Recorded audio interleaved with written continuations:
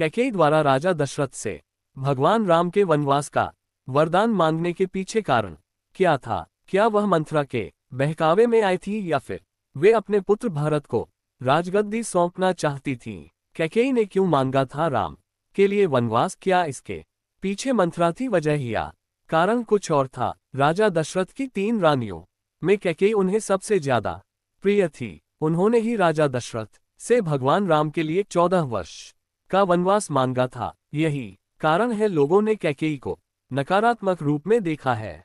लेकिन कैकेयी द्वारा राजा दशरथ से भगवान राम के वनवास का वरदान मांगने के पीछे कारण क्या था? क्या वह मंथरा के बहकावे में आई थीं या फिर वे अपने पुत्र भरत को राजगद्दी सौंपना चाहती थीं? इस सवाल का जवाब हम आपको बताते हैं। एक बार देवों और असुरों के संग्राम में देवराज इंद्र ने राजा दशरथ से मदद मांगी थी।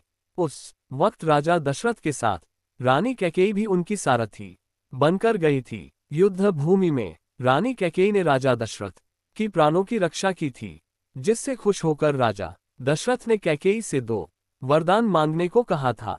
लेकिन कैकेयी ने कहा कि वह समय आने पर वरदान मांगेगी। आगे चलकर कैकेयी ने अपने दोनों वरदान दशरथ से मांगे, जिनमें एक श्री राम के वनवास से जुड़ा था और दूसरा कि उनके पुत्र भरत को गद्दी पर बिठाने से। लेकिन ऐसे वरदान कैकेयी न मांगे क्यों? दरअसल राजा दशरथ की रानी कैकेयी राजा अश्वपति की बेटी थी।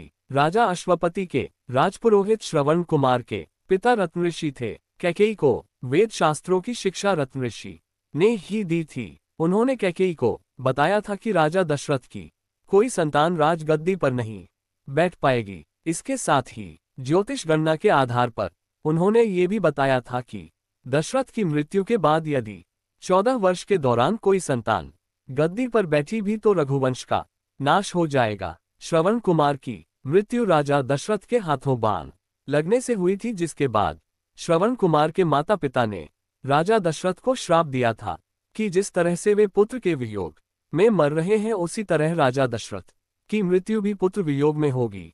कैकेयी को इसके बारे में पता था। राम दशरथ के सबसे बड़े बेटे थे।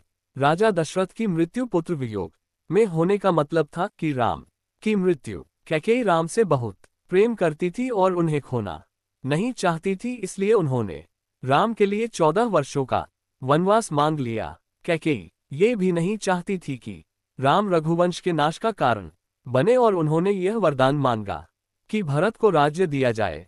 प्रभु श्री राम ने कभी माता कैकेयी को गलत नहीं कहा। साथ ही जब भरत ने अपनी माता को कटु वचन कहे तो प्रभु श्री राम ने उन्हें रोका भी।